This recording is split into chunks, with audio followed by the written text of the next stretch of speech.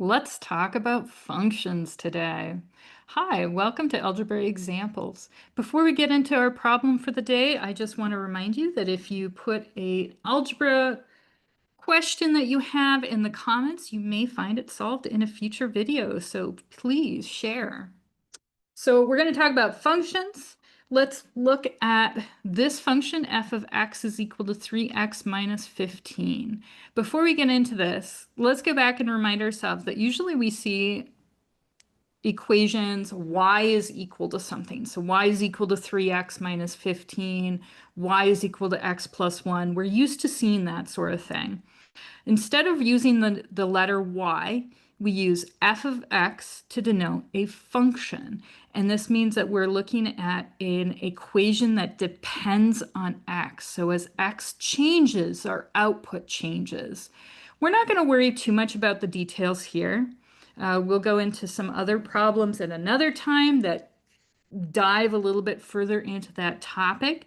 Right now, what we're going to do is we're going to talk about calculating the function when x is equal to 4, -1, or the letter a. So I always think of my functions as eating a number because that's kind of what it looks like, right? F is eating the number 4. So everywhere we see the number, I'm going to go back to green here. Let's do this. Everywhere we see an x, we're just going to pop in the number 4. And that's the way we're going to work with functions here. So we see an x next to our 3, so I'm going to put a 4 in there. We'll put parentheses around there so we remember its multiplication.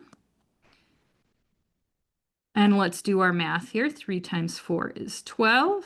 12 minus 15 is a -3. So when f, our function f of x, eats the number 4, it spits out the number -3. So this would be what our y value would be usually. All right, let's look at the next one. F is going to eat the number -1. We're going to punch that in where we see our x. And we're going to do our math. 3 times a -1 is a -3. And I know most of you can probably do this in your head. I like to do it all out by hand. It helps me make sure that I haven't made any mistakes. And I'm sure if you're similar, you've been in that situation where you make a little math mistake and it can really make things difficult further down the road. It's easier to find those small errors if you write out all your steps when you are doing a problem. So I encourage you to do that.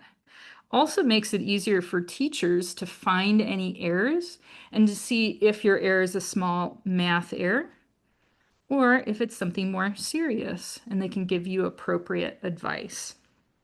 Our last one, this one gets a little bit, it looks a little bit trickier, I should say, but it is just the same.